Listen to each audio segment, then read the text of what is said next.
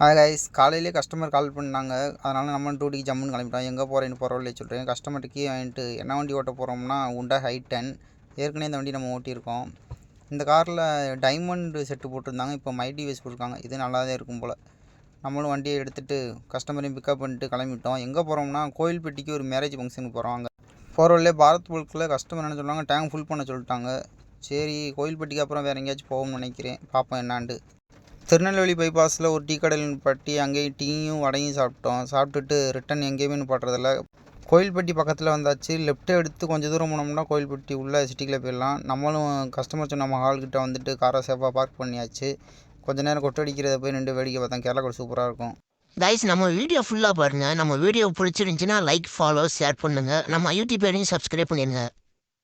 மஹாலில் போய் நம்மளும் சாப்பிட்டுட்டு வந்து காரில் கொஞ்ச நேரம் ரெஸ்ட் எடுப்போம்.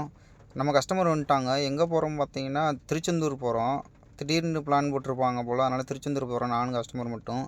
தூத்துக்குடி ரீச் பண்ணியாச்சு. தூத்துக்குடியிலேருந்து வழக்கம் போல் ஒரு லெஃப்ட் ஒரு ரைட் எடுத்தோம்னா நம்ம திருச்செந்தூர் ரோட பிடிச்சிருவோம். நேராக போய் திருச்செந்தூரில் போய் சாமி கும்பிட வேண்டி தான்.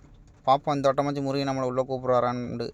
திருச்செந்தூரில் எப்போ பார்க்கிங் ரெடி பண்ணுறாங்களோ அப்போ தான் நம்ம சாமி கும்பிட முடியும் போல். சரின்ட்டு ஒரு ஹோட்டலில் போயிட்டுன்னு நம்ம தான் சாமி கும்பிடலையே போய் ஒரு பிரியாணி ஒன்று சாப்பிட்டுட்டு கார்னு பாடுறதுக்கு இடமே இல்லாமல் திருநெல்வேலி போகிற ரூட்டில் தான் ஒரு இடத்துல பார்க் பண்ணிவிட்டு வெயிட் பண்ணிவிட்டு ரிட்டன் கஸ்டமர் என்ன சொன்னாங்கன்னா தூத்துக்குடியில் கலெக்டர் ஆஃபீஸ் வரைக்கும் போகமாட்டாங்க. அதனால் கலெக்டர் ஆஃபீஸுக்கு வந்திருக்கோம். அங்கேருந்து கிளம்பி எவ்வளோ நேரம் ஆகுதுன்னு தெரில.